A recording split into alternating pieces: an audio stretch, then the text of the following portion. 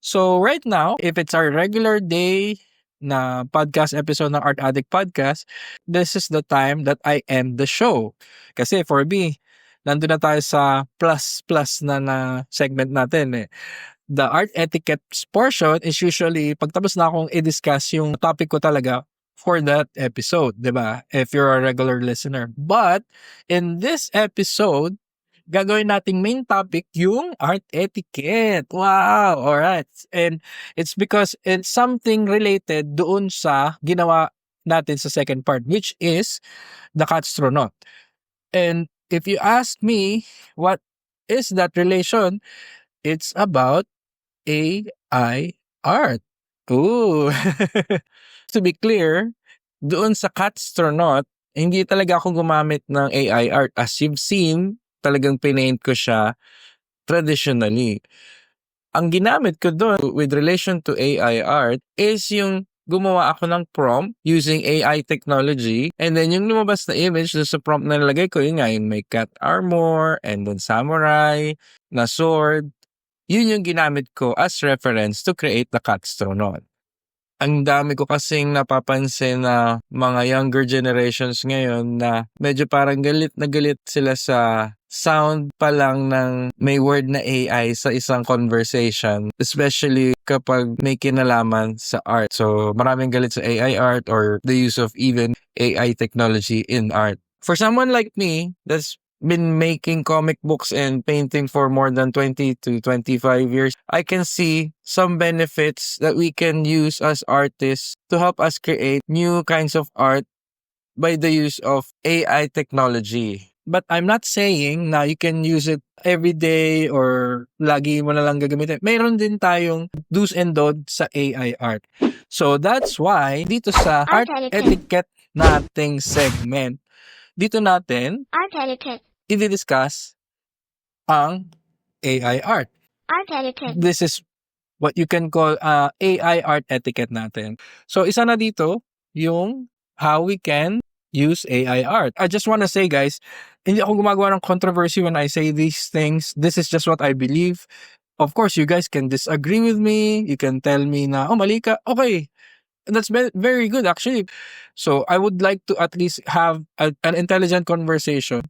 Kasi I want to approach this as I can na walang mainis, walang magagalit. In fact, gusto ko talaga, kaya ko ginagawa to, na may ma-realize sila about AI art that is useful. Of course, hindi lahat ng AI art nang nagpo-produce nun walang harm na nagagawa. Meron. I'm not trying to defend yung tao na yun. So, before I do that, I'm just gonna tell you a story, okay? Meron akong isang follower or isang friend na sent me a link na kasi sa events we sell books art books, comic books, ganyan. So he sent me a link paano ko masisell yung art book ko online by using Kindle books online na yung isang website, they can publish your book for you. Just pag may tapos ka ng book na naka PDF file or naka JPEG file sa internet or sa computer mo, you can feed it to the system na computer sa website, and then you can place a shop there kung nasan yung shop mo, and then yung book mo pwedeng ma-publish na doon. Sabi niya, ito sir, tingnan mo to kasi di ba gumagawa kayong books? So tingnan ko,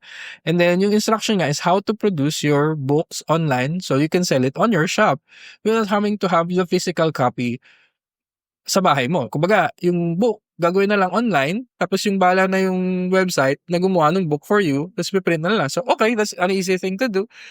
Tapos, doon sa video, yung artist na nag-explore doon sa video, may nakita siyang mga art books na AI art yung laman. Tapos sabi nung hala, bakit AI art yung mga laman nito? Hindi naman kanya yung character, ganyan-ganyan. Tapos, halatang AI yung mga designs na ginawa niya. Yun yung sabi nung gumagawa ng example na video. So, pati ako, na okay, oo nga, mali yun sabi ko kasi, hindi mo naman characters yun. Tapos, kasi parang kung gagawa ka ng book, mas maganda kung sa'yo yung art, di ba? Hindi yung AI art lang kasi halos wala ka ng in-effort nun. Yun yung opinion ko. Anyway, sabi niya, talamak na talaga AI art no? Pati sa mga malls, AI art na lang. Pati itong example na to, AI art yung gamit ng ibang gumawa ng book. Of course, hindi lahat ng gumawa ng book AI art yung ba? Siyempre, drawing talaga. Katulad ng artist na gumawa ng video, ginamit na talaga. Nag-drawing talaga siya. talamak na kasi AI art ngayon pati sa mall ginagamit, pati naiinis nga ako kasi ang dami kong nakitang AI art ginagamit, ganyan. Tapos sabi ko, "Sobrang galit mo naman pala sa AI." Sabi ko tuloy, "Okey, wala ka bang nakikita na positive thing about a use of AI art or AI generated things?" Sabi sabi niya, and to my surprise sabi niya, wala akong nakikita." Ha? Sabi ko, "Wala talaga." For me, ang dami kong nakikitang ways para you can use it. For good, hindi for evil. We'll get there later, what I mean by that. But alam mo yun, parang sabi ko sa kanya, ganito, "Wag mo lang basta-basta isipin na walang use yan." Kasi meron. Ako alam ko na kung ano, eh. Ikaw wala kang mabibigay na example? Sabi niya, "Wala, eh." Okey. So pag-isipan mo kung ano kasi hindi ko binigay sa kanya yung sagot there and then. Kasi sabi ko, gusto ko mag-isip siya kasi creative ka, eh, makaisip ka muna ng use mo diyaan. Kasi it's just yun nga, it's just another addition to our arsenal as artists. Ito kasi a lot of people, it seems na hindi nila alam yun. Ang daming taong hindi nila alam kung paano gamitin yung AI art properly. Kasi may do's and don'ts how to use AI the right and wrong way, okay? Kasi eto, after a few weeks, may na-stumble upon akong video kay Aaron Blaze. Kilala niyo ba si Aaron Blaze? Isa siyang professional animator na nag-work na rin sa, of course, sa Disney, sa Lion King, sa Beauty and the Beast, and sa Brother Bear. Siya yung nag-animate on. Hand-drawn animator to si Aaron Blaze. Meron siyang ginawang video, ang title, parang something like, "Why I'm Not Afraid That AIR Will Take My Job." Dalawa actually yung video niya. Yung isang video niya, nakapanood ko na dati, nakalimutan ko na. Pero he watched it, tapos sabi niya, "Ang galing naman ng gumawa nito." So na-amaze din siya, artist na siya, ba't siya na-amaze? 'Di ba dapat ang consensus right now is galit tayo sa AI art.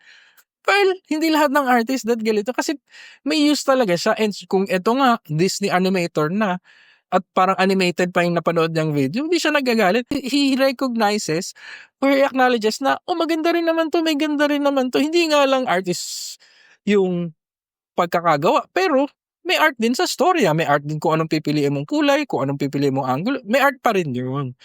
Natulungan lang ng mas mabilis yung artist nung kung sino man gumawa nun. Tas yung etong video niya, sabi niya, "Hindi ako takot na masapawan yung job niya as 2D animator na hand-drawn animation." Kasi bakit? Kasi sabi niya, hindi naman lahat ng tao sa mundo gusto ng AI art, 'di ba? Ibig sabihin, marami pa ring naghahanap na siyang kliyente at customer at companies na gusto hand-drawn animation. Bakit daw? Kasi may feel yung pagiging hand-drawn, eh. May feel yung kumbaga yung AR, sure, they can imitate, hindi pa ngayon, pero baka sa future, pero iba pa rin yung gawa ng tao. Kumbaga, iba yung digital art sa painting. Iba yung digital art sa painting. Kung may drawing ka sa papel, iba yun kung sa Microsoft Paint mo siya dinrawing at pinrint mo. Magkaiba sila ng feel, magkaiba sila ng itsura, magkaiba ng skill level, depende sa gumawa. So, do you get it, guys? So, may mga iba na prefer yung Microsoft Excel, prefer Microsoft Paint, let's say Photoshop na artwork, na digital art, versus sa original painting. Ganyan lang tingnan. Magkaiba kasi yun. And that's what I said. Pinakita ko sa kanya yung video na yan. Sabi niya, iba pa rin talaga pag hindi AI. Kasi nga, he's referring to the hand-drawn animation. Sabi niya, iba pa rin talaga pag hindi AI. Andun yung substance, andun yung emotion. Hand-drawn art pieces always tell a story. Parang ganun sabi niya. And ako naman, if you ask me, meron yan. Meron din, guys. Kasi I'll reveal later kung bakit meron. What I'm saying is, kinukumpara niya kasi yung hand-drawn, yun nga, sa AI art. So, bakit mo ginagawa yun? Parang sasabi mo, "Oh, may feel yung hand-drawn." Of course, may feel. Of course, walang feel masyado yung AI art. Ba't mo hinahanap yun dun sa AI art? So, I hope I'm being clear here. Why are you looking for heartfelt, hand-drawn feel sa AI art? 'Di ba? Hindi mo nga makukuha yun. Kasi nga machine yung gumawa, eh. Pero I can also say na meron din siyang effect na may heartfelt din na mga bagay, depende sa gumagawa. Okay, so I'll get to that. Sabi ko, wag mo na lang kasi i-compare yung AI art at yung hand-drawn. Kasi magkaiba yun. That's what I was saying. That's our point. That's what Aaron Blaze's point is. May maghahanap ng AI art na easy art at may maghahanap ng hand-drawn art. The hard way, the long way, the more expensive way. And hindi ka rin mawawalan ng trabaho kung talagang the best ka na, 'di ba? Sa ano mo, sa ginagawa mo. Anyway, Sabi ko, yung iba kasi AI art lang, pwede na. Like yun nga, yung mga art sa mall, pwede na yan. Pwede mo nang pero pwede mo bang ipagawin yung AI art ng battle plan for sa isang art event, sa isang art exhibit? Yung mga i-exhibit ba AI art? Pwede rin naman yun. Pero bakit yun yung gagawin mo kung ang market natin, mga tao, mas gusto nila eto, ayaw pa nila niyan eh. Kasi gusto nila yung pininta talaga. And ang dami pa rin naghahanap ng pininta pa rin. I'll get back to it later, yung naghahanap ng pininta pa rin. So yun. So sabi ko, kasi yung iba, masaya na sila sa clip art. Hindi ba AI art din yun, yung clip art? That's like, ready na, gagamitin mo na, gagamitin sa presentation. Oh, pero pwede ka rin gumastos kung talagang gusto mong gumastos ng hand-drawn yung lahat ng gagamitin mo sa presentation. Kasi sabi nila, mawawalan kami ng trabaho. Okay, pero marami na kasi talagang images sa online na digital na rin eh, na ready na. So, hindi ba yung nakukuhaan kayo ng trabaho din? I mean, that's the argument. Sabi ko dito, I believe AI art is part of art's natural progression. Okay? May use din yan, sabi ko. What's important talaga is we still make art na gusto natin that will make it stand out sa AI art para hindi tayo maging insecure about AI art, art-wise, and job-wise. So what I'm saying is, if your artwork is original enough, is good enough, is, well, not good enough, is the best one, di ba? Hindi ka lang, kamukha lang din ng the other artist na katabi mo, or isang grupo kayo, magkakamukha kayo ng art. Yung ginagawa lang naman ng AI, the more na may taong may gumagawa na nun, mas nakakabisa niya eh. Kaya nga puro anime yung dating ng ibang AI art. 'Di ba? So, kaya mukhang gano'n kasi nga uso na masyado yung style, hindi na siya unique. So, bakit ka mai-insecure kung ang labanan talaga sa isang scene as an artist is you have your own unique style. Kasi yung ibang artist, hinahanap yan ng company because sino ba siya? Ang art style mo si, let's say sabihin natin kay Banksy. Oh, hindi naman yan makukuha basta-basta ng AI art. The AI art can like make like a Banksy artwork or a Damien Hirst artwork, pero puro digital, hindi actual, 'di ba? Lalo na kung kay Damien Hirst, 'di ba? So, hindi takot yung katulad ni Damien Hirst, hindi siya takot sa AI art. In fact, baka i-embrace pa nga niya yun. 'Di ba? Kasi he can make his own unique art na walang gagaya. Walang makakagaya kasi iba yung kakaiba talaga yung art niya, hindi siya regurgitation lang din ng iba pang artist na uso na. Hindi siya mukhang Ghibli. Tingnan niyo, yung ibang AI art mukhang Ghibli. Ang daling yung prompt pag nilagay mo, Ghibli looking scene na ganito ganyan. Ang dali kasi ang dami nang gumawa nun. So bakit mo gagayahin kasi bakit yung art style mo rin Ghibli? 'Di ba? Bakit art style mo rin Ghibli? Umiba ka kasi ng art style kaya natatakot ka na ang daling nagawa yung Ghibli style nung AI machine kumpara mo doon sa sarili mong ikaw lang talaga na kunwari hindi ka Ghibli, ikaw si Bambi, oh, Bambi ka. Bambi yung Bambi art style na 'to. Wala pang Bambi masyado sa na information yung AI. So hindi niya nate-threaten lang yung karamihan kasi yung art style nila gaya lang din sa iba. Gets nyo? Pag pumunta ka ngayon ng Instagram, hala, magkakamukha yung mga art style ng ibang bata. Oh, even yung matatanda, ginaya mo lang siya. And I'm not going to say na hindi rin ako nai-inspire sa ibang artist. Yung art style ko nga is Manila OQA, is inspired from OQA. Pero, pagka sinerge ko yung Marius Black art style, Manila OQA, ganyan-ganyan, pag pinrompt ko dun, hindi lumalabas yung art style ko. Bakit? Kasi I can pay homage to Japanese ukiyo-e ng 16th century. Inspired ako dyan. Pero yung ginagawa ko, style ko yun eh. I just tell everyone na inspired ako dito kasi ayoko magsabi ng something na inspired ako pero hindi ko inaamin. Magmumukha lang akong magnanakaw nun. Sasabihin ko na lang na talaga na-inspire ako dyan kasi may inspiration pa rin talaga ako sa Japanese art. So I'm not saying na bawal ka ma-inspire sa Ghibli, bawal ka ma-inspire sa anime, bawal ka ma-inspire sa kung ano man. Pwede ka ma-inspire dun. At least just do enough of it na ikaw. 5% lang, 10% lang. Huwag ka nang lihigit sa 25%.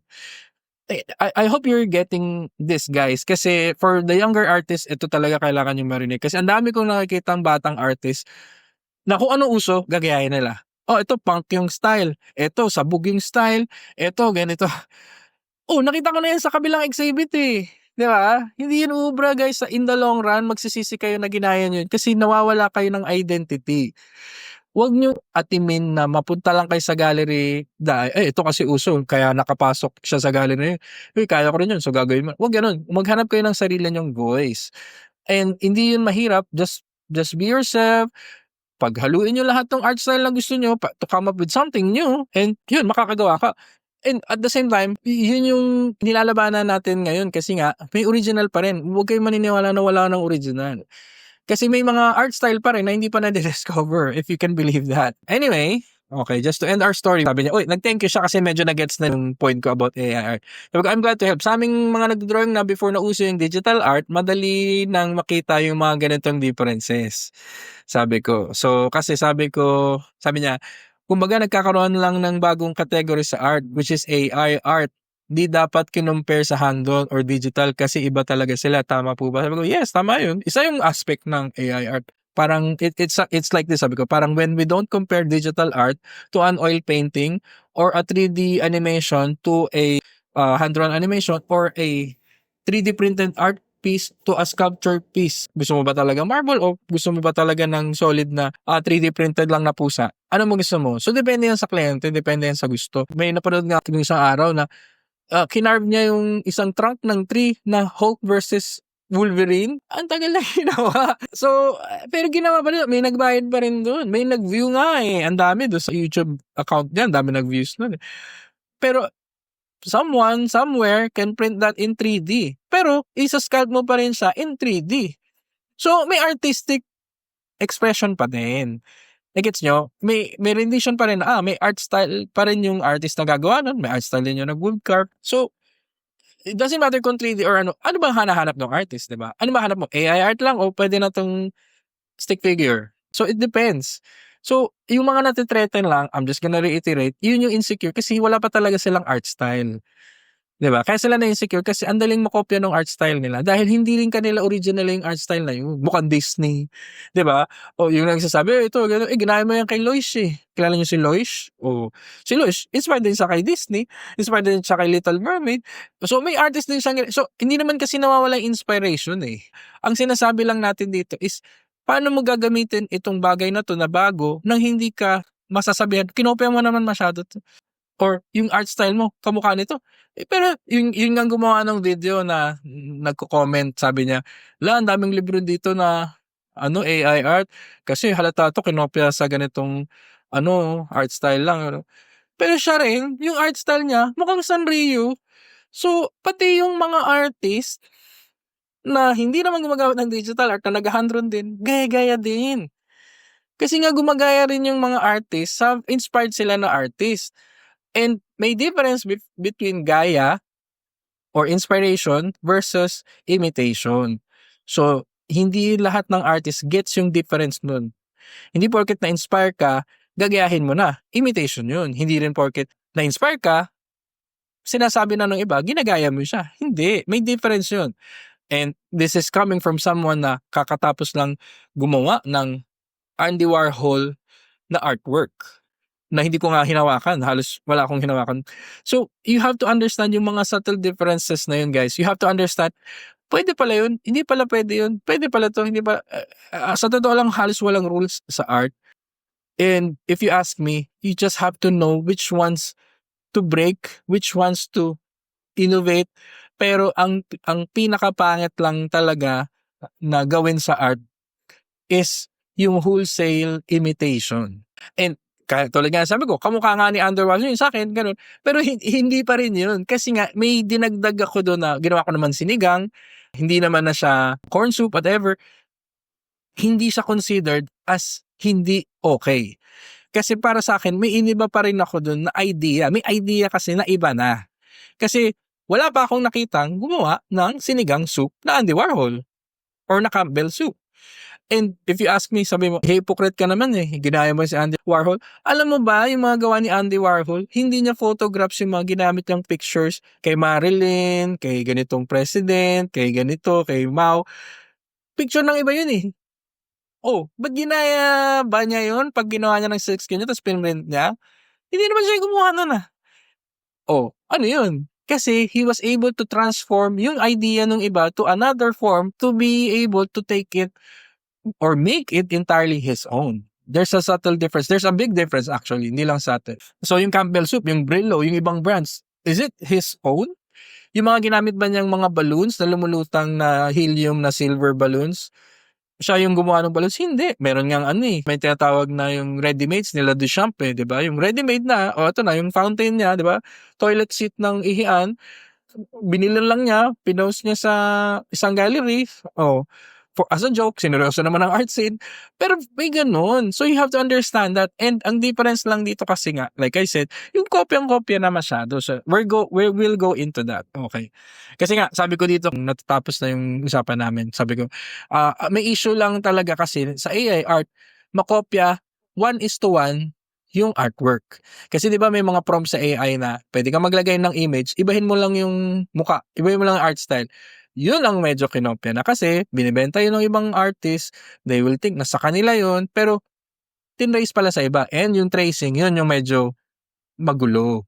Hindi maganda yun. Okay? And we'll go to that. Okay, so yung AI artwork sabi ko, pero to be honest, noon pa nangyayari yun yung nagkokopyahan kahit wala pang digital art. So hindi yung AI art yung problema kasi sabi ko, noon may forged paintings na. May plagiarized fiction.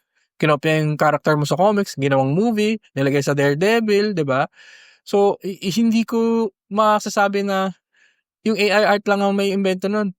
Yung AI art is just a tool. Yung gumagamit nung AI art, yung gumagamit nung naglalagay ng prompt, siya yung masama, hindi yung machine, hindi yung tool. Yung barel, hindi siya masama pag nandyan lang siya. Pero pag may gumamit nun, pinampatay niya ng taong inosente, masama yung tao, hindi yung barel. That's just a tool. Kasi yung police, baril din ang gamit niya. Pag binaril niya yung magnanakaw, di good yung baril. Hindi, di ba? So it's the AI tool, the AI prompt, the machine, that's not what's evil. What's evil yung gumagamit. Sasabihin nung gumagamit, gayahin mo yung itsura ni Mickey Mouse tapos lagyan mo ng cross eyes.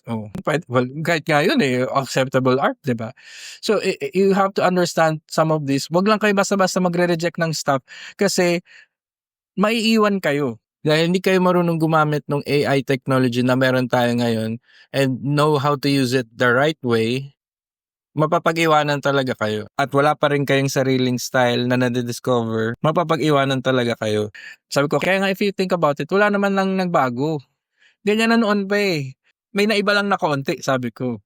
Kasi bakit? Yung AI art, ang ginagawa niyan, kumukuha siya sa internet ng mga images na nasa internet para magawa yung sinabi mong prompt. Pero, marami, if not all, karamihan sa artists ngayon, noon, na may internet pa, kung wala internet, mga books, kumukuha rin tayo ng mga images sa iba-ibang lugar at kinukollage na natin sa painting natin. That's what referencing is called. May reference kang kukunin, picture nito sa magazine, picture nito. So, ginagawa mo rin sa real life Di ba? Ginagawa rin yun ng mga tao noon, mga artist noon, mga artist ngayon. Yung dating wala pang AI art, alam niyo yung malapit dyan, yung Google. Di ba? Wala pa kang Google Images, just Google lang Pag ginugel mo yung image, sabi mo, tiger. Dami lang tiger. Pero bawal mong kopyahin na walang paalam dun sa ano. Actually, pwede mo naman gawin yun. Ibahin mo lang yung itsura niya.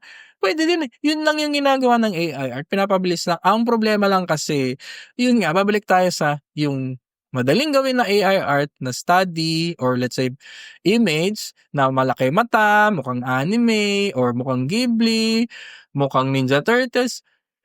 So pag yun na yung style mo, tapos nagagalit ka na, nagandali niyang nagawa. Kasi nga, ang dali mong makopya dahil kinopya mo lang din kasi yan, hindi talaga sa'yo yan. So, and there's also an exception to that. So I'll go to it later. Okay. So, tapos na tayo dun sa conversation namin.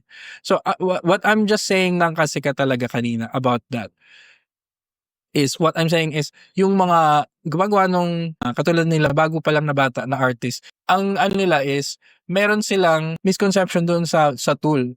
So, let's acknowledge the good use of AI technology. Here are some things that I considered what we can do with AI so that it can help us to make good art. So here are my pointers.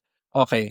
The human element. May ginawa nga akong music, ako yung nag-input ng lyrics, tapos may kumantang may babaeng voice nun, nag-beatbox siya, blah blah blah. Ang ganda Pinapakinggan nga namin ng family ko. Yung nanay ko gusto nga siya, ang ganda. At kung hindi ko pa sinabing AI yun, akakalain niya totoong tao yung kumakanta. So, pag AI ba, hindi natin tatawaging art kasi wala tayong nararamdaman. Bakit yun? May nararamdaman kami habang may kumakanta na robot pala. So, we don't really know. This is new. This is a new thing. Hindi pa natin kabisado lahat to conclude a lot of things, to disband it, to para sirain to, para hindi tanggapin to. So, yun. Okay, so, what I was saying, the human element, the idea, kasi kapag nag-prompt ka, kung the usual shit lang din yung ilalagay mo dyan as a prompt, sabihin natin, ito, gawa ka ng character na kamukha ni Sailor Moon. Hindi malamang yung lalagay niya, kamukha ni Sailor Moon, tapos yun yung character mo. Ibahin mo naman, di ba? Ibig sabihin, wala kang idea.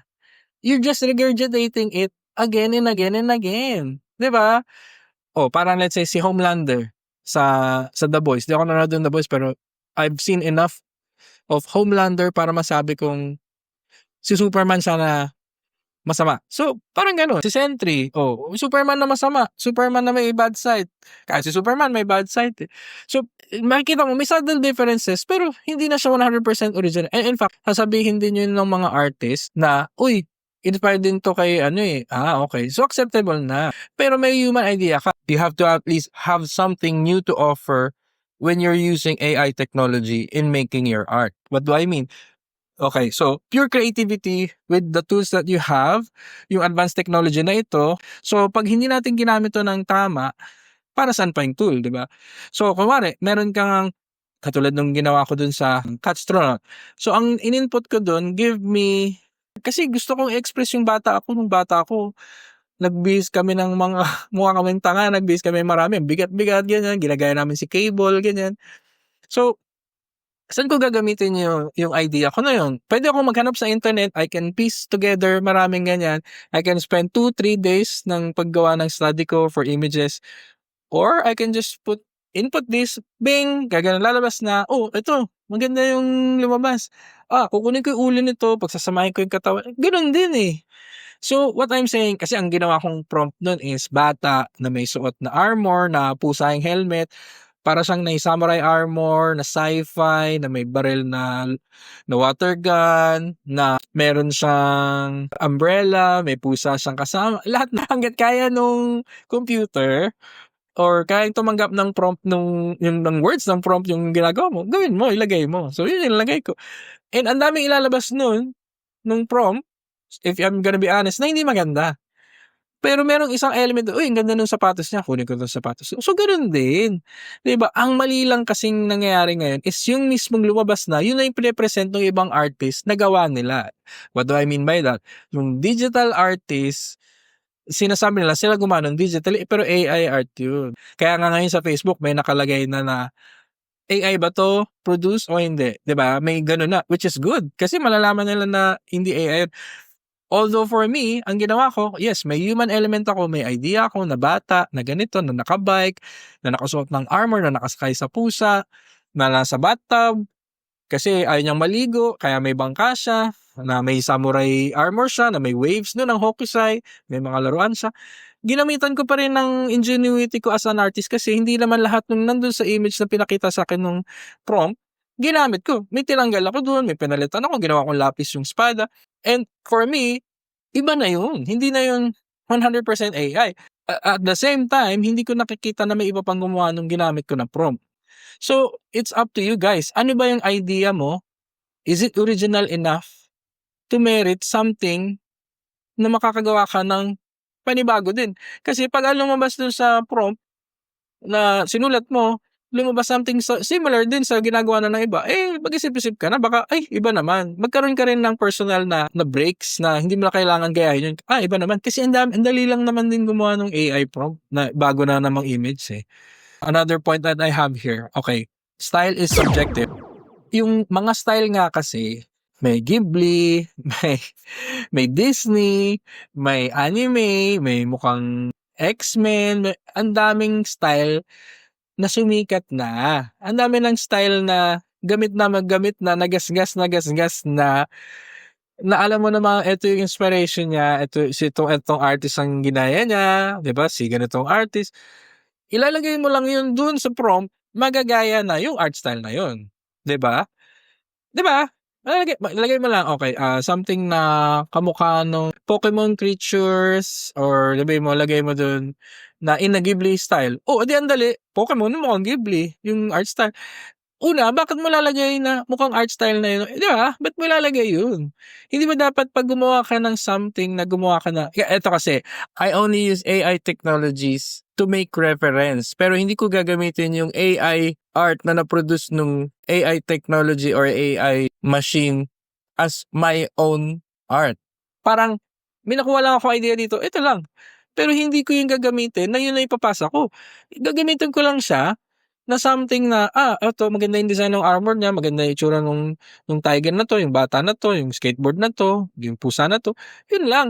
Pero hindi ko siya ipapasa na yun na. Gagamitin ko pa rin yung traditional art skills ko to come up with an original piece. So, kahit pinaghalo-halo pa ng different styles, 'pag hindi na recognizable yung style, kasi nga hindi mo nilagay na mukhang Ghibli, mukhang Jim Lee, pero ilagay mo sabihin natin Cats in Marius Black art style, walang lalabas masyado kasi hindi pa ganap yung art style ko na yun. And you can tell, madaling gawin ng AI kasi laganap na yung artist. 'Pag laganap na yung artist, madami nang gumagaya dun, wag niyo na lang din gayahin. So, style is subjective. Ibig sabihin, ang dami mong puwedeng magawang style or magkamukha nung style na ginawa mo. 'Pag sinabi mo diyan ukiyo-e, wag mo pagka sinabi mong, "Oh, sige, cat in ukiyo-e style or samurai in ukiyo-e style." Ang bibigay lang niyan sa'yo, mga ukiyo-e style, mga samurai, mukhang anime, gano'n.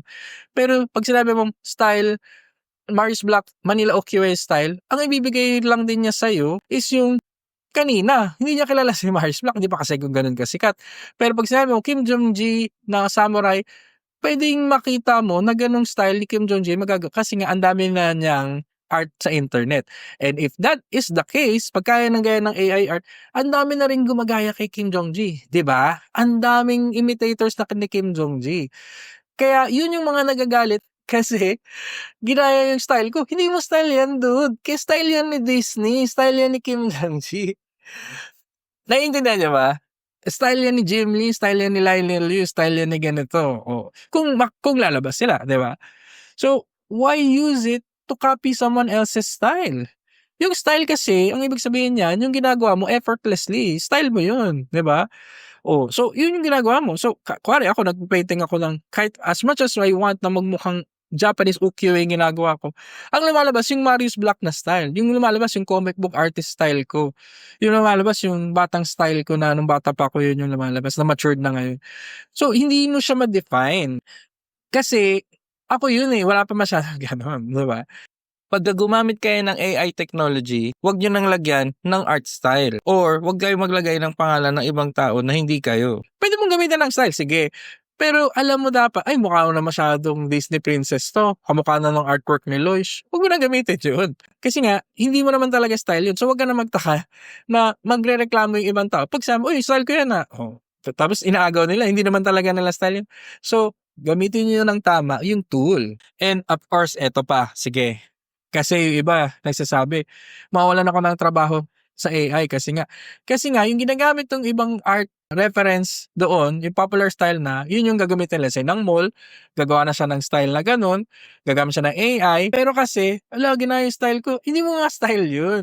So, kaya ka lang hindi na iha-hire nung mall, hindi dahil sa mas mura yung AI, of course, factor din yun. Pero kasi replaceable ka. Parang puwede ko naman gamitin yung hinanap ko sa'yong style dito na lang, eh, di ito na lang.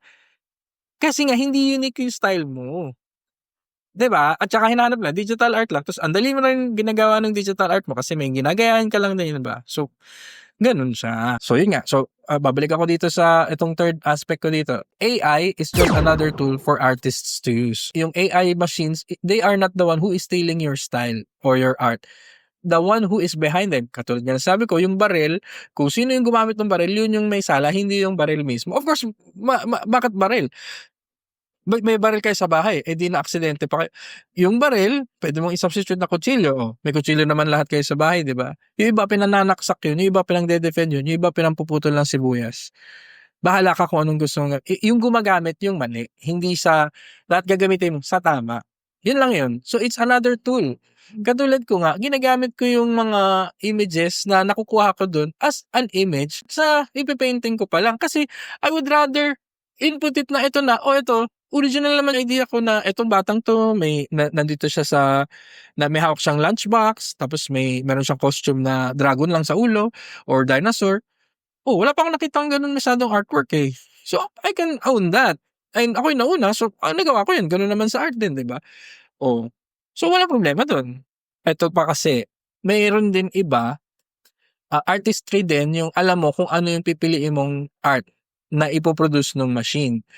Pagka nilagay mo yung prompt, tas may pinakita siya sa yung mga art na, minsan kasi kahit hindi mo naman nilagay yung style, siya gagawa ng style, ganun yung ibang prompt. Okay, may anime style. Kung mukha na tong One Piece, wag na to. Mukha na tong Hunter x Hunter, wag na to. Mukha na tong Demon Slayer, wag na. 'Di ba? So depende sa'yo kung anong gusto mo. At pipiliin mo ba yung gamit gasgas na, o pipiliin mo yung iba pa to wala naman may ganito pa. So yun yung piliin mo. So yung taste mo din kung anong pipiliin mo na lumabas, malaking factor din yun. At the same time, katulad ko nung sa gumagawa ko ng music na ginagamitan ko ng AI prompt pero sa akin yung lyrics, yung ginagawa nun is dalawang version ng sinulat ko yung lumalabas. Minsan, ito rap, ito classical music. Tapos pag pinakinggan ko, tapos parehas pangit, ayoko. So, try ko ulit. Same lyrics. Ito bago naman. Parehas pangit din. Tapos pagka sa third one, okay, ang ganda nung isa. Sige, isi-save ko to. Ito maganda. Ito yung message ko talaga. So, may artistry pa rin nagaganap kahit gumamit ka ng AI na tool. 'Di ba? Kasi ikaw yung may taste eh. So, pag wala kang taste, katulad nga ng mga gaya-gaya lang, kaya sila gaya-gaya, well, maganda yung taste nila kasi magaling yung ginagaya nila eh. Pero, wala silang taste to say na hindi nila alam kung ano yung maganda. Minsan, hindi na kamukha nung gusto nilang kopyahin yung lumalabas sa prompt, hindi nila nakikita na mas maganda tong bago at original. So kung wala ka nun, hindi mo rin magagamit ng tama. So kailangan marunong kang mag-isip ng tama at maganda, na di-discern mo kung ano yung maganda at wala pang gumagawa.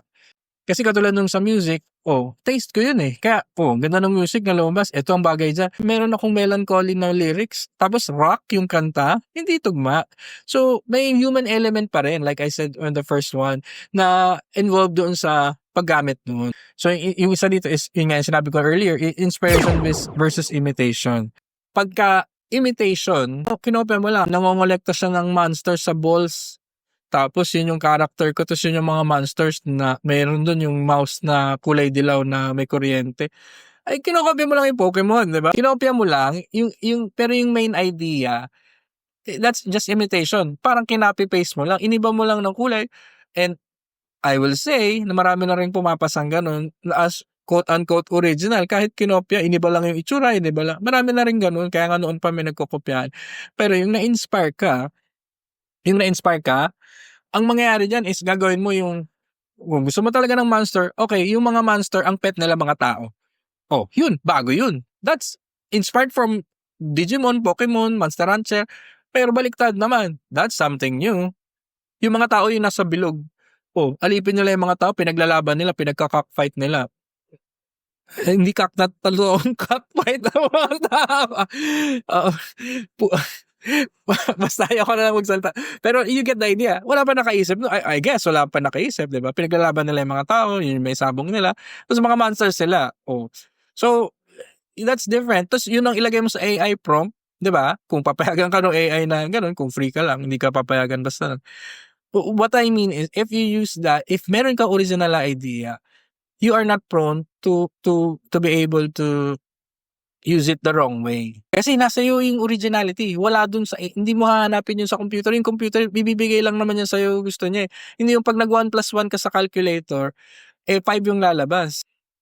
And another aspect of this is, ang dami na natin ginagamit ng AI ngayon at noon. Yung calculator, AI yan. Yung program, AI yan. May artificial intelligence yan. Hindi lang kasing sophisticated noon.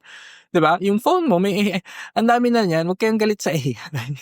Huwag kayo rin matakot masyado sa AI. Kasi doon kayo matakot sa taong gumagamit ng mali na AI. Okay, and last kong point dito, originality still exists in this artificial intelligence realm. Yung originality nga natin is meron kasing tinatawag na sizzle reel. So may mga ibang artists na gumagamit sila ng, let's say mga directors, gagamit sila ng existing images, scenes sa ibang movie para lang makuha yung feel nung isang movie na hindi pa nila nakukuhaan ng funds for production. So what I mean is, gagawa sila ng parang trailer or what they call sizzle reel dahil wala pa silang artista, kasi wala pa silang pera, wala pa silang budget. Kukuha lang sila ng mga aspects sa movie ng Reservoir Dogs, sa Daredevil, sa Pulp Fiction, sa Jessica Jones, kung ano man, sa Disney. Tapos paghahaluin nila sa trailer, tapos yun yung ipapakita nila sa investors. Pag nakuha nila ng tama yung feel, dahil pinaghalo-halo nga nila yan, kahit kinopy-paste lang naman nila yung images, hindi naman kasi yung binibenta nila, bakit nag-i-invest yung investor? Kasi they understand na, to sample lang to, ganito yung feel. Nai-imagine niya na eh. So, may originality pa rin kahit you also use existing intellectual properties. Ginamit mo lang yung images ni Wolverine, ni ganyan, pero si Wolverine mo, ang ginawa mo yung Wolverine, 2 ulo. Oh. Original na yun, parang, okay. Pero ano siya, yung isa matalino, isa bobong Wolverine. So, nagbe-berserk yung isa parang intelligence beast. Sa isang katawan na, kakaiba yun, wala pa ako nakitang ganun. So parang, pero pag ginamit mong yung sizzle reel, papakita mo yung, nagsasalita si Beast sa isang ulo, nagsasalita si Wolverine, ang gagamitin mong images, ang gagamitin mong video, yung sa X-Men na movie, sa X-Men na cartoons, do you understand? So parang gagawin mo siyang mishmash ng mga images na yun, para lang makuha yung idea nung director, or nung mag-i-invest. And pag nakuha na, they will give you a budget, tas gagawin mo na talaga yung art mo. So, pag nag-produce ka ng original idea, nilagay mo sa prompt, naglabas siya ng images, kamukha ni Wolverine yun, kamukha ni ano. Pero that is just your study. Papakita mo lang sa investor, ito po, ganito yung itsura ng monster na naisip ko. Papakita mo lang yun. Hindi mo kukopyahin 100% yun. Papakita mo lang yun para may study ka na. Para yun yung gagawin nilang reference. Pero sasabihin mo, of course, hindi po itsura ni Wolverine kasi sa strike tayo. So you have to have discernment na hindi mo kailangan kopyahin 1:1 yun. Kailangan ibahin mo rin yun. Hindi dahil kinopya mo yung si Wolverine, yun lang yung malapit sa idea mo. Wala ka pa kasing budget at time at resources para magawa as like that sa isip mo. And we're all just using everyday objects to manifest our vision dito sa realm natin na to, na physical realm. Galing lang yan sa isip natin. Pero kung ano yung closest thing sa alien na makikita mo, na yung gagamitin mo flying saucer, yung plato, yun yung gagamitin mo that moment. Ganun lang din yung AI, ganun mo siya gamitin. Huwag mong gagamitin yung pinroduce niya 100% kasi dapat kinagamit lang siya as a tool, as a guide, as a reference. Hindi siya yung final product. Unless yung final product mo, sobrang original yung lumabas, wala pang nakita ka ganun, pwede mo sigurong gamitin yun. Pero of course, you have to understand na kailangan mo sa ethics din natin ngayon sa society and sa, let's say, sa Facebook, sa digital realm, na nilalagay mo na AI art lang yun. Kasi otherwise, yung iba, mapapagkamalan na tunay na alien yun, tunay na tao yun. Pati nga tao, nagagawa na ng AI na sobrang realistic. Kaya kailangan mong i-disclose yun. Unless, ginamit mo yung image, tapos ginawa mo siyang reference, nag-drawing ka ng ibang artwork, gamit traditional art. Yun, hindi mo na kailangan i-disclose yun, I think. So I hope nagamit niyo yung mga ideas ko na yan in discerning kung ano yung tamang way sa paggamit ng art. So just to be clear, gumawa ako ng last part dito about AI art, the wrong way to use it and the right way to use it. So meron akong ilang points dito. Okay, just to clarify, the wrong way to use AI art is you are not changing anything. Yung lumabas na, yun na, pinasa mo yun as your final paper. Pag kunwari, nagsulat ka, tapos nilagay mo sa AI art, pinid mo yung assignment mo, tapos yung lumabas, yun na yung pinasa mo. Mali yun, hindi kasi dapat ganun. Dapat inaalam mo. Hindi ganun yung pagsusulat di ba? So mahuhuli ka dun. Hindi ka papayagan ng teacher mo na yung hindi naman ikaw yung nag-solve, yung computer.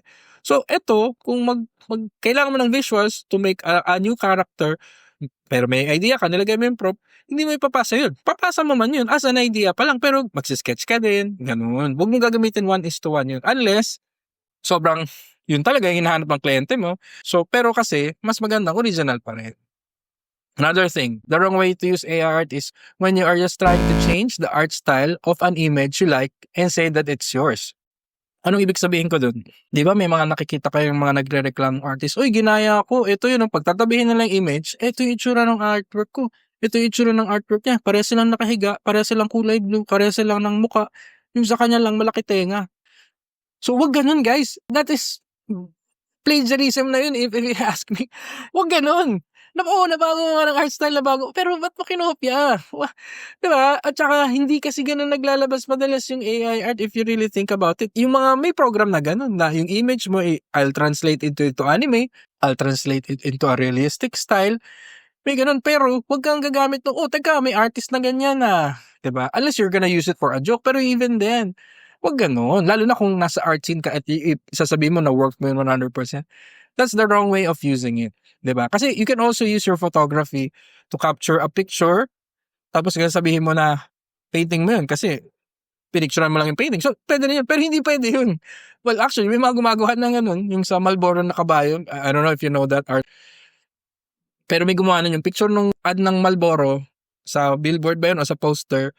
Kinrap lang niya yung word Marlboro tapos pinasa niya as an artwork yung kabayo na image dun sa poster, sa exhibit. Tapos they bought it, nabenta, tapos I mean, iba talaga yung art eh. So, even yun pumapasa. Pero I'm not sure with this one kasi ang dali mong nagawa and parang wala ng concept, 'di ba? It's not a battle of ideas, it's not a creative endeavor to create new and better ideas. It's just blatant copying eh. So, wag ganun. Okay, another way. The wrong way to use AI art. When you blatantly see that you are using the art style that is not yours. Yun nga, yung kay Kim Jong-un na art style or yung let's say kay Van Gogh, 'di ba? Oh, Van Gogh na art style. Hindi naman sa yan eh. 'Di ba? I mean, yun nga, like I said, katulad nung may artwork ka, oh, tapos talaga mo, oh, maging Van Gogh art style. Parang wala nang naiba, Van Gogh na yan eh. 'Di ba? I mean, it still depends kasi kunwari, si Van Gogh, di naman siya nagpainting ng elepanteng nakapatong sa truck ng basura. Pero nilagay mo, elephant that is on top of a garbage truck, on fire, in Van Gogh's art style. Magagawa yun ng AI art and I haven't seen that. Excited akong makita yun kung magagawa yun. Tapos yun yung pipinta mo. I think pwede yun kasi kahit style line na Van Gogh, hindi gagawin ni Van Gogh yun. Pero what is the purpose of that? So isipin nyo rin. So, yung art style, bakit pa kayo maglalagay na art style ni Van Gogh? 'Di ba? Hindi ba masyado namang 1:1 yun? And pagka ginamit mo yung word na Van Gogh doon, word ni Picasso, word ni Klimt, word ni Rembrandt or ni Andy Warhol, let's say, pagka kuhang-kuha, marami na rin gumamit dun. So, hindi na rin sa iba. And like I said, katulad ko, ginawa ko ngayong Warhol, pero iba yung idea ko. Oo, kamukha niya. Kinopya ko yun in a way na homage siya. Sadya siya na magmukha talagang Warhol. Kasi nga, sinasabi ko, binigyan ko ng wala pa na idea yung ginawa ni Warhol at ng Campbell. So, binibigyan ko ng bago idea. Wala pa akong nakitang ganun eh. 'Di ba? And I didn't have to use AI art for that. Kailangan ko ng still screen. Okay? So, na hindi rin ako gumawa. Pero anyway, that's besides the point. So, pag gumamit kayo ng AI, huwag nyo nang lagyan ng style kung na artist. Actually, may mga nagamit akong ganun na hindi nila nare-recognize yung mga tao na art style. Kasi nga, bakit? Yun nga, doon nagkakaaway-away. Bukod sa magagalit yung original artist, buhay man siya o patay, marami na rin gumagawa ng style yun, magkakagulo na. Unless sobrang nasa public domain na yung art style mo, wala na tayong magagawa dun. Pero even then, gawin mo naman yung something na bago. May iba naman, wag lang landscape. Pag painting ka, landscape, pero walang magandang title. Hindi rin maganda yun, 'di ba? Same lang ni Van Gogh. Parang wala man lang na ibang meaning. So, ibahin mo naman. And lastly, how not to use AI. The wrong way to use AI art is when you are profiting from the AI artworks produced from the image. So, ito yun. So, kami, sa Comiket, nagpa-participate kami, bawal ang AI art generated. Bawal magbenta nun. It's two things. Una, wag mong ibenta, katulad nung gumawa ng coloring book na pambata, tapos AI art lang talaga ginamit niya, tapos nakabenta siya. That's so sleazy. Hindi maganda yun, guys. Manggagancho ka nun. Wag gano'n. Kasi kahit papaano may creativity ka rin naman na ginamit. 'Di ba? Wag yung talagang nanggancho ka lang, ginago mo lang yung mga tao, akala mo ikaw gumawa. Wag naman gano'n. Although may mga gano'n talaga. So, gagawa ka ng sticker, wala ka halos inimbento do'n, pinrint mo lang, yun AI art na lahat. I mean, kaya mong gawin yun, puwede mong gawin yun, bahala ka kung gusto mong gawin, lalo na kung 10 kopya lang naman, para sa inyo lang naman. Pero kung ibebenta mo sa event, parang not cool yun. Hindi yun maganda. Kasi, nagnanakaw ka ng intellectual property sa iba eh. At the same time, kung pwede naman yun sa event, depende yan kung saan event, bala ka kung binibenta mo yan patago or harapan. Pero kung okay lang, wala na akong say doon. Bala na sila. Event nila yan. Pero syempre, intindihin niyo muna yung rules, basahin niyo yung rules na, hindi pala pwede yun. Tatanong ko, pwede po ba to na gumamit ako ng konting dito sa prompt, inspiration, pero hand-drawn lahat to. They would say, either one of the two. Hindi na pwede yun, Mars, sorry. Okay, tanggapin niyo na yun. Marami pa naman ako ibang artworks na hindi ko ginamitan ng AI references to create na kahit hindi ako magsali ng ganong klaseng art doon sa event na yun, may maibebenta pa rin ako. Pero when they say, hindi, anything na traditional, basta hindi printed, galing sa digital na, pwede, di okay. The key here is to understand which one is right or wrong to do where or when, pero wag lang kayong tatanggap na, bawal lahat yan. Di ba? Wag yung ganun kasi may-miss out kayong magandang aspect din nito. It's another tool. Alam niyo ba dati, nung bata kami, high school, college na lang para sure, sa fine arts, nauuso yung digital art. Okay. Nung nauso yung digital art pa ba yan? Di na art yan. Digital art, di ka artist. Ganun ang usapan ha. Ganun ang usapan. Tapos natatakot yung ibang artist na tradition.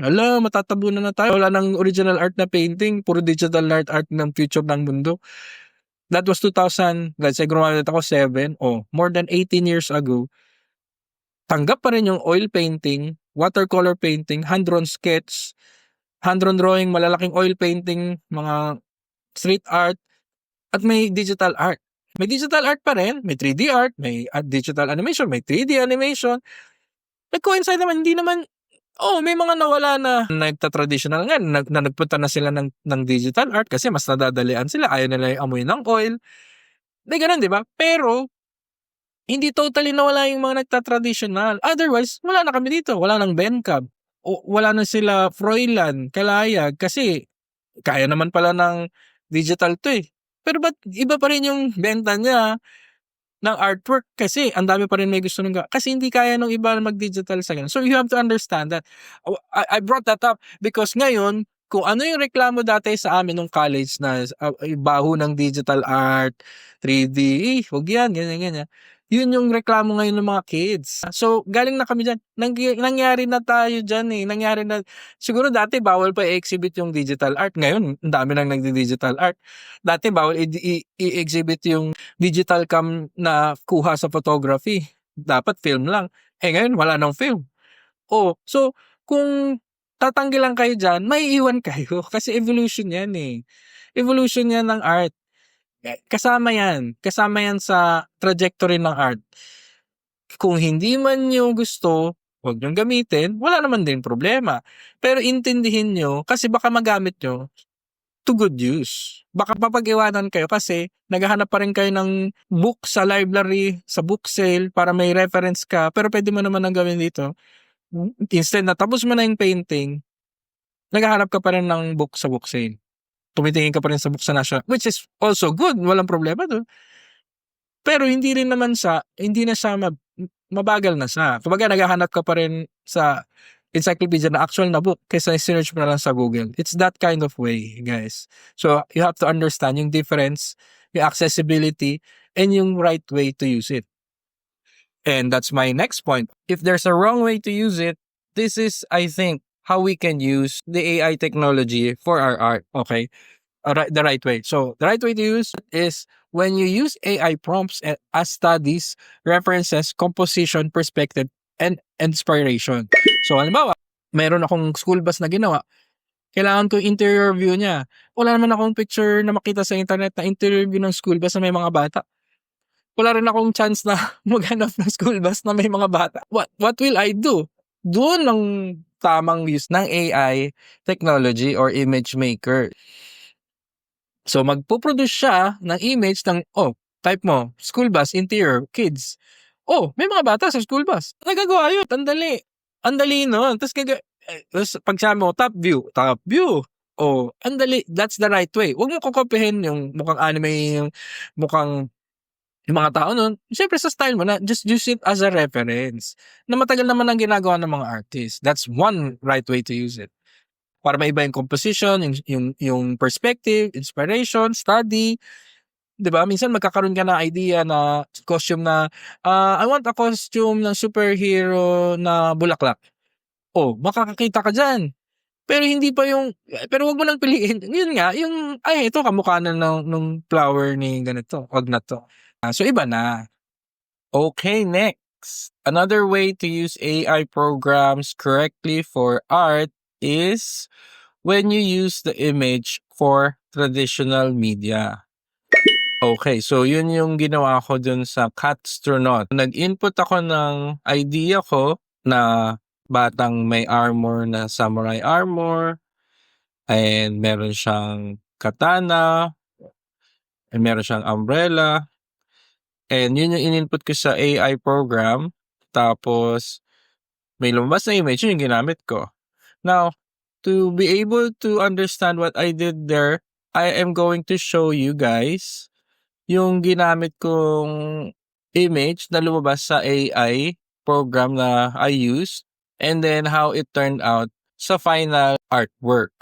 Same lang din with the Catstronaut, pero dito may konting difference. So, ito yung nilagay ko. A kid with water guns, lunchboxes, katana, armor, ninja, and a big tiger.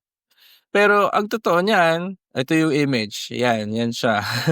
Ang totoo niyan, ang kinuha ko lang talaga dito sa lumabas sa AI is, if you can see, yung tiger na malaki sa likod, siya lang talaga yung kinuha ko doon sa lumabas na prompt. Kasi gusto ko lang ng magandang tiger na ferocious looking. Tapos, dinuktong ko na yung ibang images from pictures na nakuha ko sa internet or mga laruan na pinicturean ko, or yung mga laruan na gusto ko. So, yung mga toys dyan, it's just pictures from other things na nakita ko sa internet. At the same time, yung isa pang AI generated image dyan, if you can see the two kids, yung isang bata na may hawak na lunchbox, yung katawan niya is actually AI generated. Tapos pinalitan ko lang yung, kasi kasama dun sa generated image yung mask or yung helmet no cat, kasi yun yung nakalagay ko sa prompt is cat armor or cat helmet, cat hat, ganyan. So yun yung ginamit ko. But tinanggal ko yung face. Ang pinalit ko yung picture ko nung bata ako, kasi I was going for, if you remember yung kwento ko dyan, yung sa Runaway Kids, is yung bata ako na may kasama akong friend, tapos mag-adventure sana kami, pero dala na namin lahat ng gamit namin, like laruan, water guns, mga baon namin. So it's just me trying to tell my story kung ano itsura ko sana nung bata ako nung time na yun. Kasi wala naman kaming digicam noon or cellphone to take pictures with. So yan yung itsura ko noon in my imagination. Okay. And if you can see, yun nga yung pinalitan ko yung mukha. So you can always do that. Ibig sabihin, you can just use the AI programs and use your own prompts. Pag may lumabas na image, pwede niyong gamitin yung katawan lang or yung ulo lang or yung paa lang, anything, yung tiger lang dun sa nilagay yung input, yung mga maliliit lang na bagay, and then mix it up with other artworks or other images that you have, of course, of your own, or if you have nakuha nyo sa internet, pwede nyo ilagay. Of course, hindi nyo naman sila makukuhang-kuha na kuhang-kuhang ganun talaga eh. What you can do is, you can mix and match yung mga images that you have. If you can also see, meron din yung bata sa gitna. That's our son, si Maelstrom. So, kunwari, may hawak siyang water gun, pero wala naman talaga siyang hawak na water gun. Nilagay ko lang dyan just for reference. And if you can see na meron siyang hat na parang panda, wala naman talaga kaming ganyan, pero yun yung lumabas sa AI prompts. So, if you actually notice, if you really look closely, sa likod niya, meron din isang parang blade dun, may mga samurai din siya, kasi meron akong pinatungan na bata dun sa likod. Meron pa kang remnants ng sapatos niya na kulay brown dun sa bandang babae. But why did I do that? Kasi nga, hindi ko naman kailangan lahat gamitin na makukuha ko dun sa AI na lalabas. Bakit ko pa nilagay dun? Well, sometimes sa artist, we need the composition lang. Kumbaga, kailangan ko lang maglagay ng someone there para lang may idea ko about space, about gaano siya kalaki, or anong itsura nung isa isang tao pa na may nasa likod, just to be able for me to parang gauge kung ano ba yung tamang distance ng bawat isa or tamang laki ng bawat isa. And I still was able to use yung mga katana niya na nakalabas sa likod. So, hindi ko pa siya 100% binura doon. Pero parang naging placeholder siya for my son to be there. Tapos nung nilagay ko na, tapos nakahanap na ako ng picture ng anak ko na pwede ko na ilagay doon, siya na yung nilagay ko. You can use the AI prompts.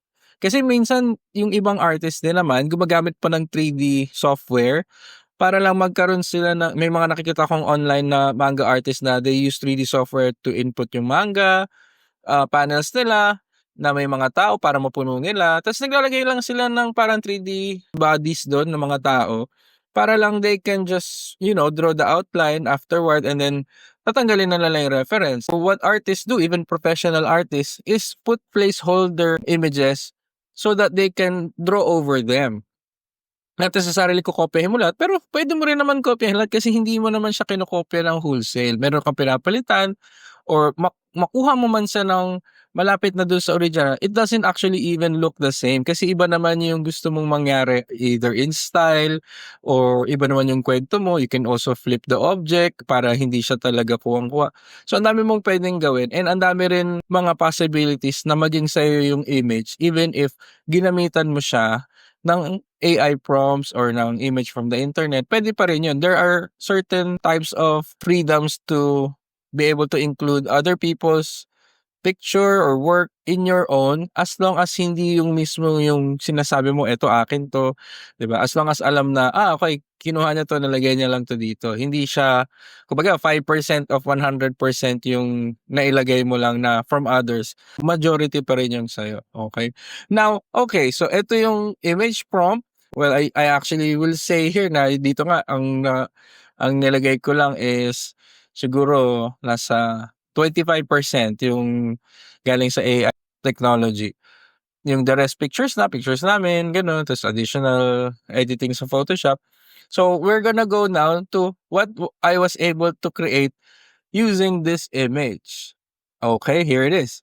So, ayan. So, as you can see, sige, pagtatabihin ko na lang sila para you can see clearly kung ano yung itsura nila side by side. As you can see, yung tiger, okay, nandun siya, 'di ba? Pero hindi ko naman siya nakuhang-kuhang gano'n. Pero it's close, 'di ba? Malapit na siya. Tapos yung mga toys na nandiyan, yung mga si King Ghidorah, si Pigman, yung si Neko na cat, mga cats, mga dinosaur and other toys, nandiyan sila. May Digimon, 'di ba? So, okay, nakopya ko ng maayos pero it doesn't look 100% like it. And for me, that's the best thing I could have done diyaan. Kasi ako naman, I am a competent artist pero hindi ko pa rin siya nakuhang-kuhang. But that was not really my goal. I'm just looking for something na it would look like yung nasa image sa isip ko na composition ko. Like yung toys, kahit hindi ko naman makuha. It's not that really important.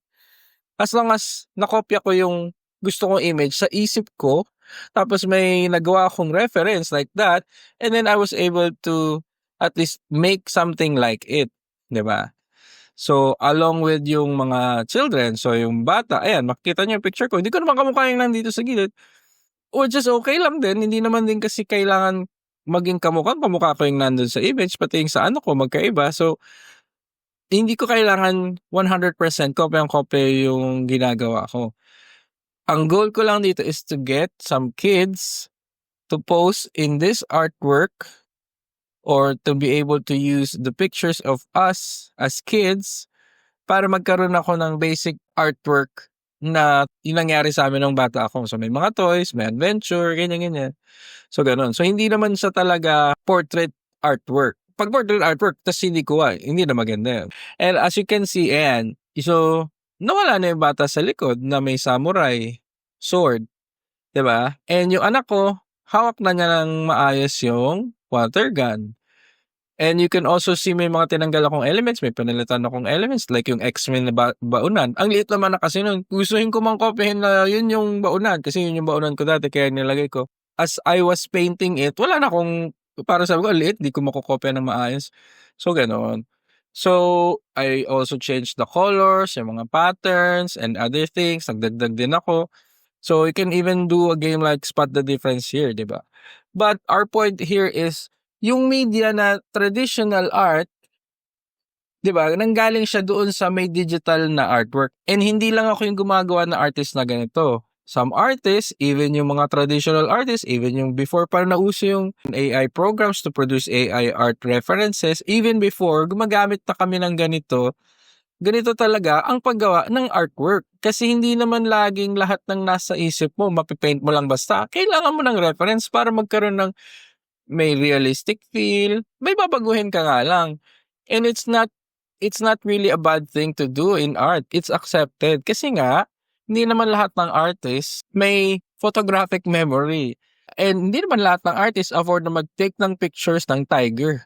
Diba? So you have to at least take in consideration na yung ginagawa mo ay based from a reality na you can also get something out of it. Kumbaga, yung mga artist na may makita, uy, realistic yung ginawa niya, ganito, ganyan. May naging pictures yun. Yung mga magagaling na artist talaga, they take pictures on their own. So ako, I take pictures sa street, sa mga tao. So pictures ko yun, hindi yun galing sa internet.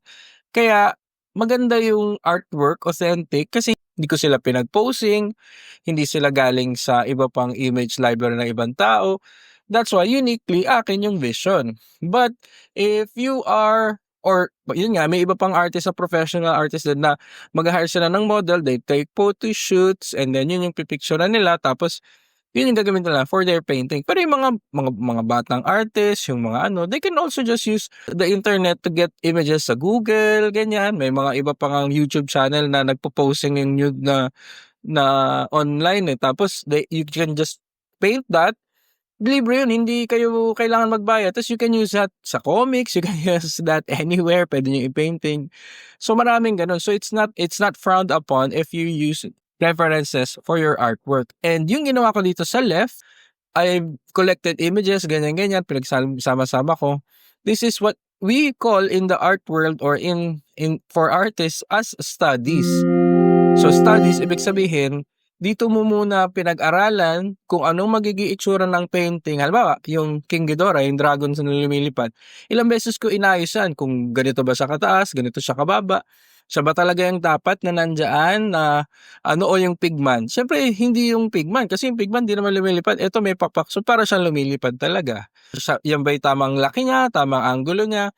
So, if you use the studies sa Photoshop, if you create studies sa Photoshop, you can enlarge it, you can paste it, you can cut it.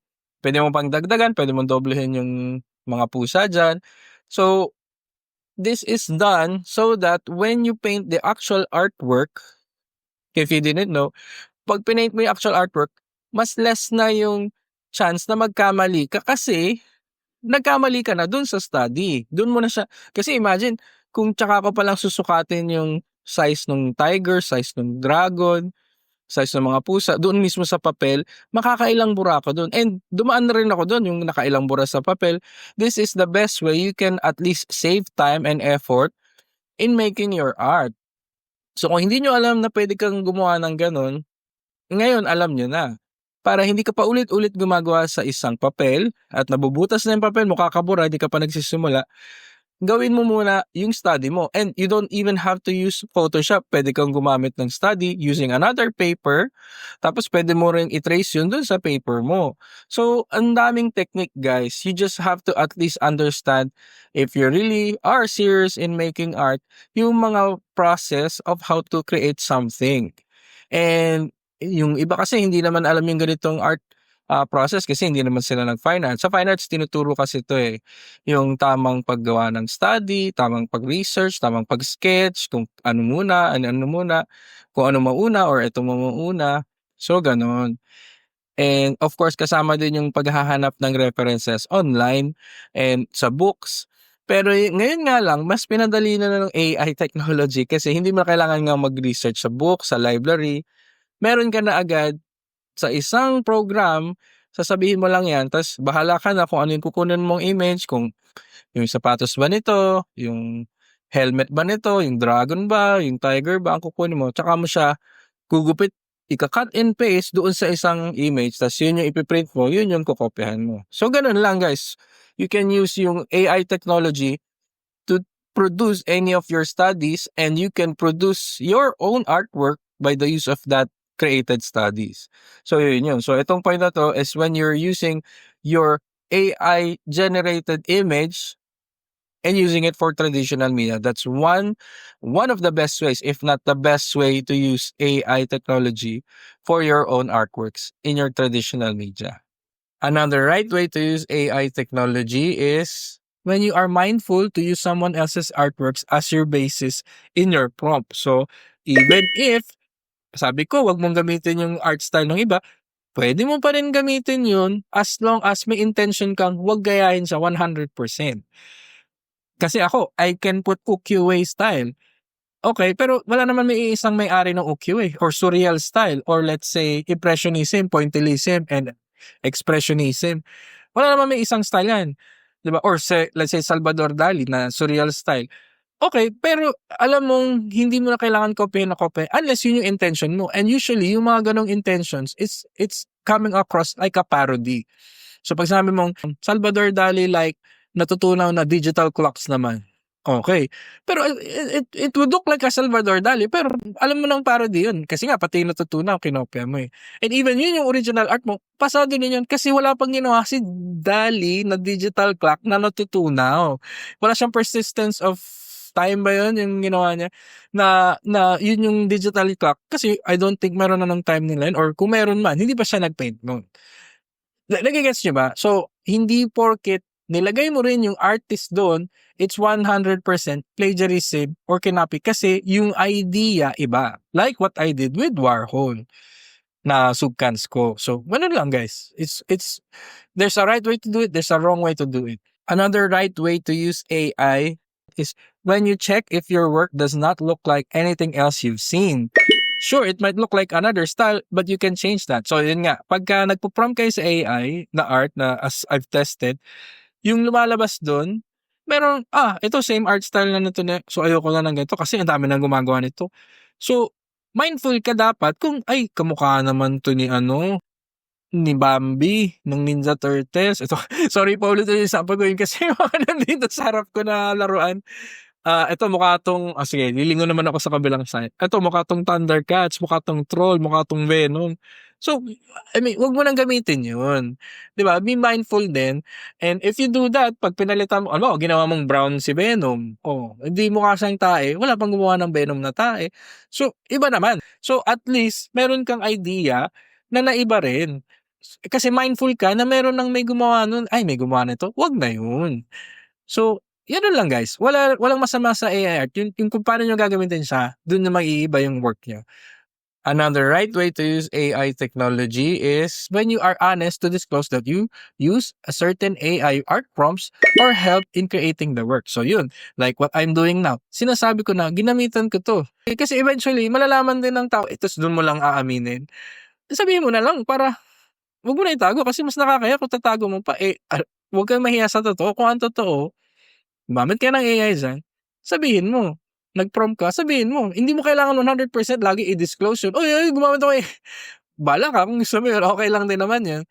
Pero pag pinag-uusapan yung work mo, actually ginamitan, i-bring up mo na lang din. Kasi minsan natatakot lang tayo na, baka mapahiya ako, magalit sila. You never know. Kasi nga, kasama na to sa evolution ng art world eh. So, haharap at haharap tayo sa madaming gagawa rin ito. Why not just use it the right way? Have an etiquette to use it. May ethics kayo sa pag-use ng AI art. Uy, ginamitan ko to kasi ng okay, ang galing So, yung ibang artworks ko, pinapalitan ko yung mukha na ginawa kong prompt. Pinalitan ko yung mukha, pinalitan ko ng mukha ko ng baby ako, ng anak ko. So, pwedeng ibahin, pwedeng mukha nung kakilala mo, para hindi siya 100% galing lang dun. And even if hindi mo pinalitan, as long as walang kamukha yung lumabas sa AI, pwede din yun. So yun, pero i-discuss mo kung pwede lang kasi para hindi naman magoyo. Actually, etong rule na 'to, I think it just applies dun sa mga talagang digital artist din na kinopy-paste lang nila yung image na may AI art diyan. I don't think applicable siya sa katulad namin traditional. Pero we are also just still new to this. So, what I'm gonna say is, I'm just gonna say na, "Oh, ito ginamitan ko 'to." Para tapos na. 'Di ba? Wala ng ano, issue-issue pa na, "Oh, gumamit siya ng AI." Oo nga, sinabi ko na nga, eh, 'di ba? Kasi nga I am pro AI pero yung right way to use it, not the wrong way. Naintindihan niyo?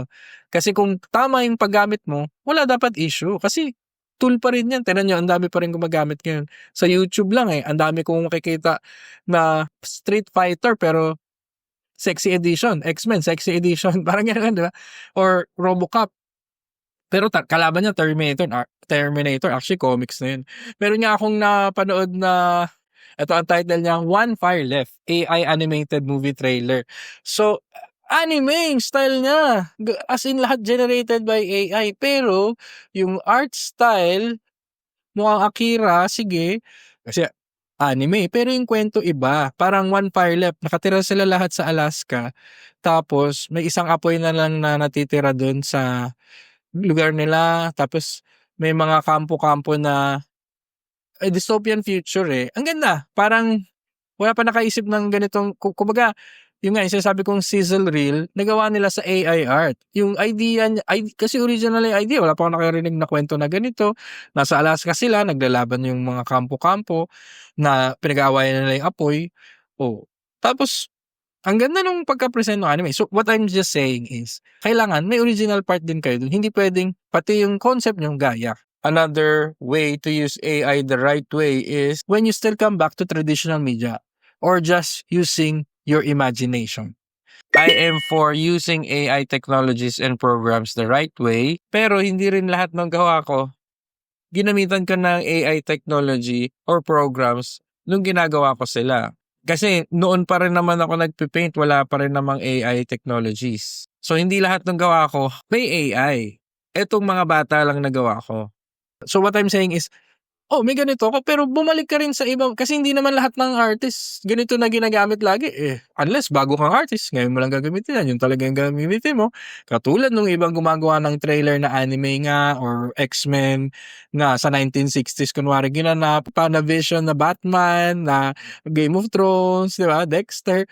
So, may mga gumagamit nga niyan na ngayon lang hindi sila artist, gagamitin nila yun. Oh, masaya just for fun and even that maganda nagkaka-idea din yung mga tao. Ito yung magandang itsura bago ni Wolverine, ni Cyclops, ni Apocalypse.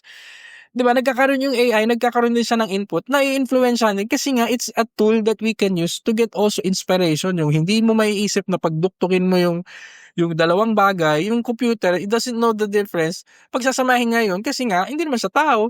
So, gamitin natin yun to our advantage to come up with new designs, new aspect, new perspective about things that we cannot easily imagine with our logical minds as a human, 'di ba?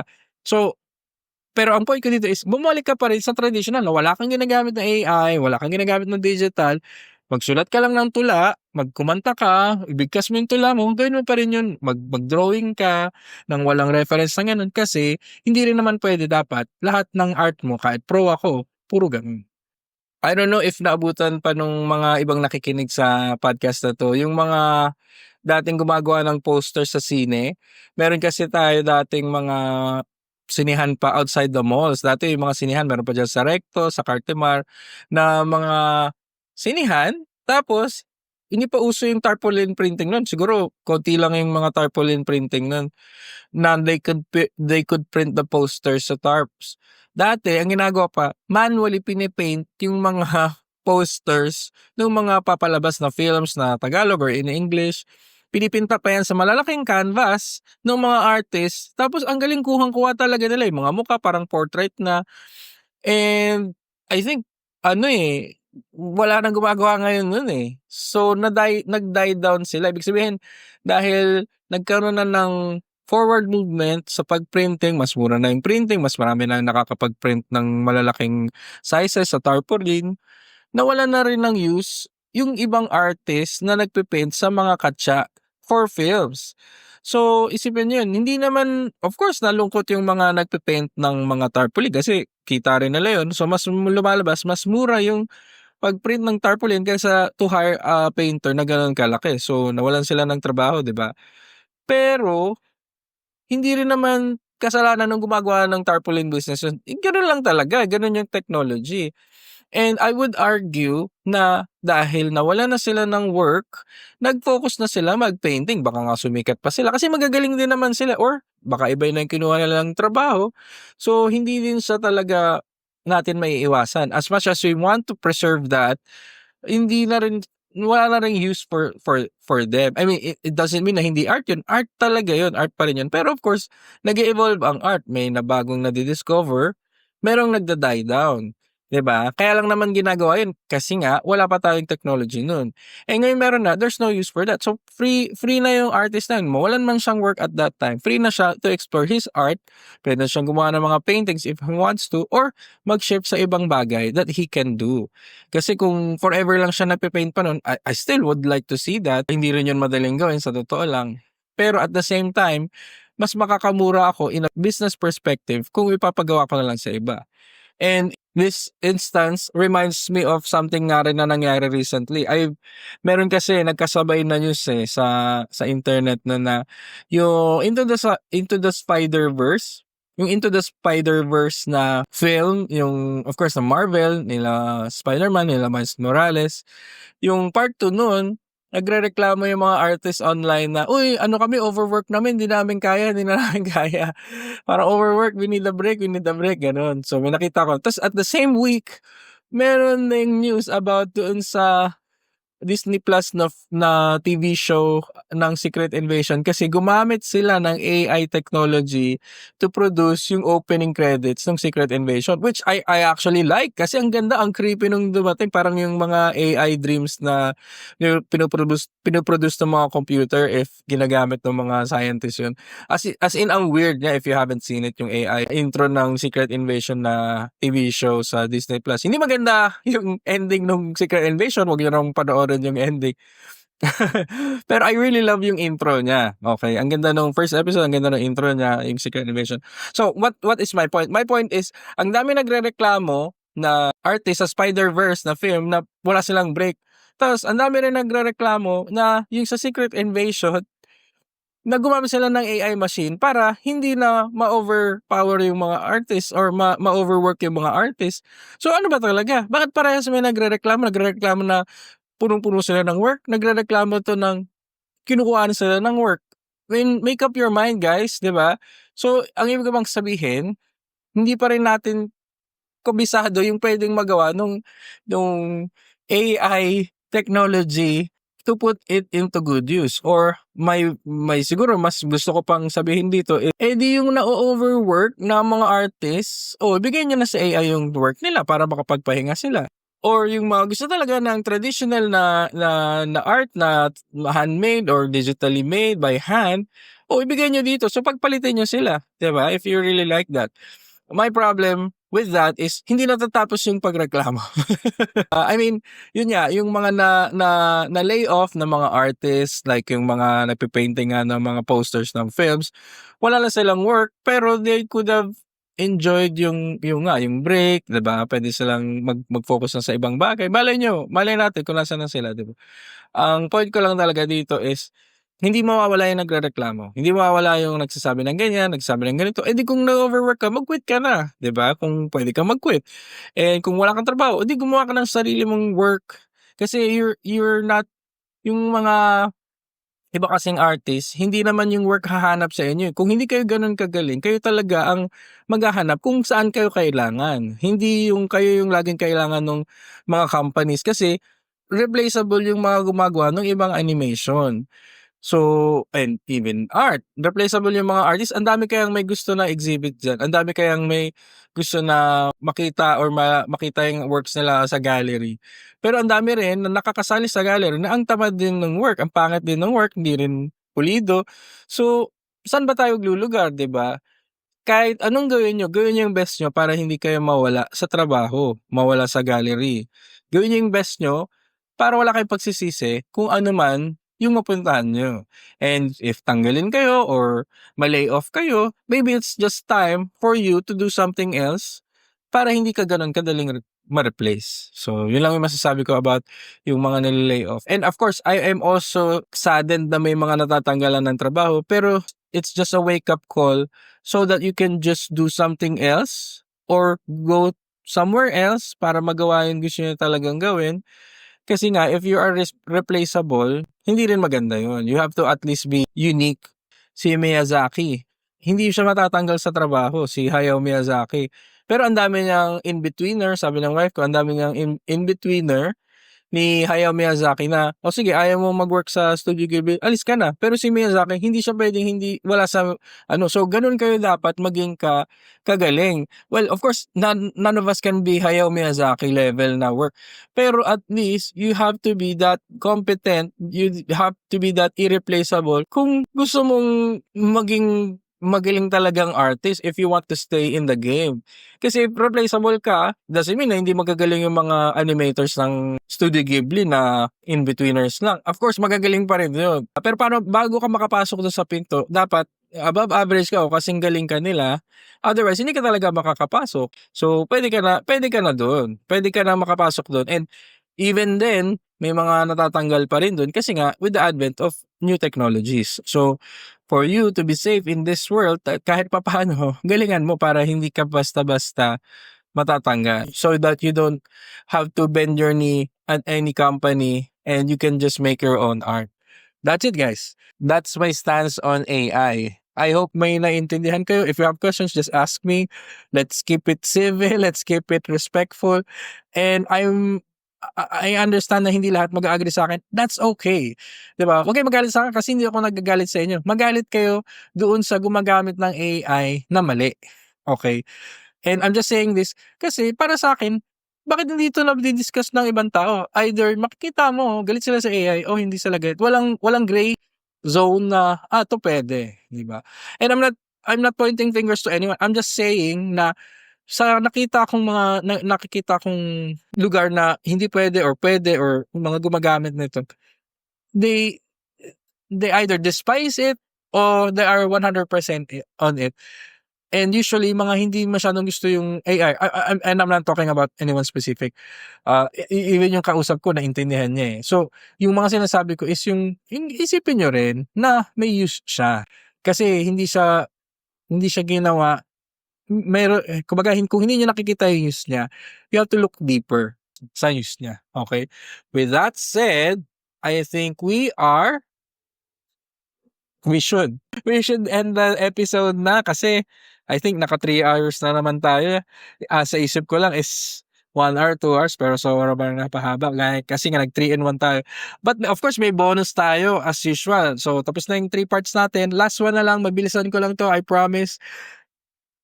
Alam ko na-miss nyo na to. This is our segment na Art Juice! Na-miss nyo ba, guys? So, yung Art Juice kasi, ito yung iniinom nyo para ma-inspire kayo gumawa ng art. So, pagka wala na kayong inspiration, hindi nyo na alam gagawin nyo sa art, iinumin nyo lang to para magkaroon kayo ng idea na bagong atake or approach nyo sa kung anong gagawin nyo sa art. Okay? So, meron akong sinulat kasi nga, ang dami nagreklamo sa akin nung nagkaroon ako ng 2 weeks na nag-viral na hindi madaling gumawa ng idea, blah, blah, blah. Hindi ako na-inspired. Paano ko gagawa? Nagsulat tuloy ako ng ilang ways kung paano nyo maka-counter yung art block. Okay. So, yun nga. Nagsulat ako ng 69 ways how to counter yung procrastination, art block, resistance, whatever. Hindi na ako mabot ng 70 kasi yun nga, na art block na ako. But anyway, since episode 7 na tayo, I will look at number 7 na nasulat ko dito. Pag na-art block ka or nawawalan ka ng inspiration, hindi mo alam kung anong gagawin mo, number 7 is do a self-portrait. Alright, so that's really good suggestion for me. Kasi anytime na may bago akong gagawing art style, may bago akong gagawing technique, may susubukan ako, gagawa, yun nga, especially pag meron kayong bagong gagawin, maggawa muna kayo ng self-portrait. Bakit? Lahat tayo, karamihan, sige, if not all, karamihan sa atin na artist, pagka gumagawa ng drawing, 'pag may tao, ang una nating ginagawa, "Ay tayo, 'di ba? Hindi naman lola mo, hindi naman nanay mo." Puwede, sige, pero ang lagi mong nandun ikaw. So, usually kabisado na natin yung kurba ng mukha natin sa daming beses natin ginawa, tayong mga artist. Well, gano'n yung ginawa ko, kabisado ko na yung mukha ko kasi kabisado ko na yung height ko, weight ko, yung long hair ko, kung long hair ako. So, gano'n. So, if may bago kang style, anong itsura nung long hair dun sa style na bago mo? So, gawa ka ng self-portrait sa style na iisip mo. Kung ang style mo is yung puro kahoy, talagang assemblage na kahoy, gumawa ka ng portrait mo na kahoy. Para maintindihan mo kasi kabisado mo na. Wag yung mag-iimbento ka ng bagong art tapos gagamit ka ng ibang, concept, wag mo na hindi mo unahin yung portrait mo. That can happen kung magaling na yung artist, kaya niya yun. Pero 'pag naliligaw ka pa, halimbawa may bagong art style na pinagamit sa'yo, "Oh, gawin mo nga ganitong Harry Potter na art style na anime." Oh, yun nga, kung hindi ka gagamit ng AI art, kung ikaw lang, "O sige, ano bang itsura ko na art style na anime, kung anime yung gusto mo, sa loob ng Harry Potter na universe, ano bang itsura ko nun? Ito itsura ko nun." So, gumawa ka ng self-portrait mo. Hindi lang isa, hindi lang dalawa, kahit 3 gawa ka, yung iba-iba yung ginagawa. Para ma-feel mo lang yung world. Ma-feel mo lang kung anong itsura nung physics, ma-feel mo kung gaano kahaba yung eyebrows, gaano kalaki mata, gaano kalaki yung katawan. Para magkaroon ka ng edge. Tapos tsaka mo gawin yung ibang characters based dun sa nauna mong gawa. Okay? So, that's my suggestion. And if ever wala ka ring hindi naman gano'n yung sitwasyon mo, wala kang maipinta, magpainting ka ng self-portrait. Kasi minsan kailangan mo lang magsimula ng isa, ta's dire-diretso na 'yan. Ipinta mo yung sarili mo kung malungkot ka, kung masaya ka, kung nakatalikod ka, kung umiiyak ka. Picturean mo lang yung sarili mo, i-drawing mo 'yun, bahala na kung anong style lumabas, basta gumawa ka ng self-portrait. Kasi kung wala kang subject na maisip, ikaw ang subject, 'di ba? Gano'n lang 'yun, guys. Okay, so I will not say anything further than goodbye. So I hope you guys have a lot learned in this episode. You have learned a lot from this episode. Hindi lang sa pag-exhibit ng isang artist about yung inspiration ko ng Parable of the Talents. And I implore you guys to do something like that.